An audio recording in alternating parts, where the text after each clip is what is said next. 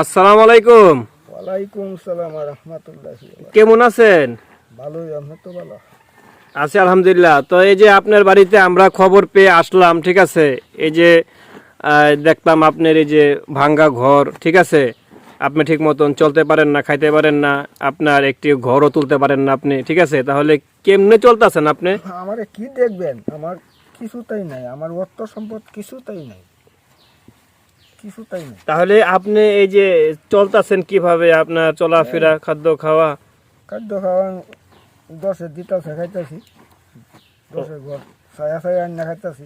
ও আচ্ছা, মানে 10 জনের থেকে চাইয়া তারপরে আপনি খান নাকি? কি করব? আচ্ছা আচ্ছা। এই যে মানে একটি ঘর দেখলাম, এই যে একটি ভাঙ্গা ঘরের ভিতরে আপনি থাকেন, মানে ঘরটা কিন্তু একেবারেই মানে ভেঙে যাচ্ছে। আরে একেবারে বাইঙ্গা করে হয়ে আছে গা। এটা দিকটা করি বড়া তাড়াতাড়ি না। মানে রাত্রে ভয় লাগে না এই যে ভাঙ্গা ঘরের ভিতরে ভয় থাকেন? লাগলে কি তরুণ দেবো? ভয় তো আমি ধরাই না।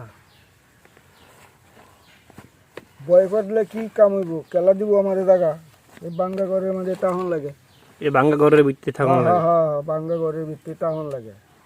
কি করব? কই যাবো? কেলা দিব জায়গা আমারে এটার ভিতরেই।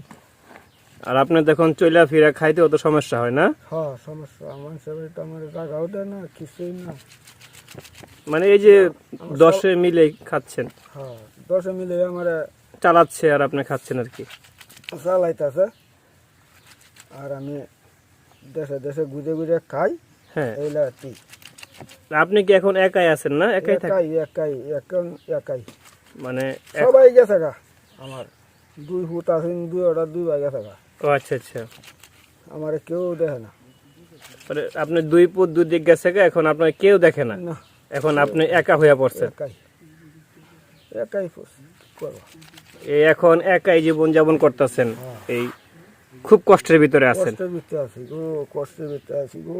উস, উঠি মধ্যে কাম আছে।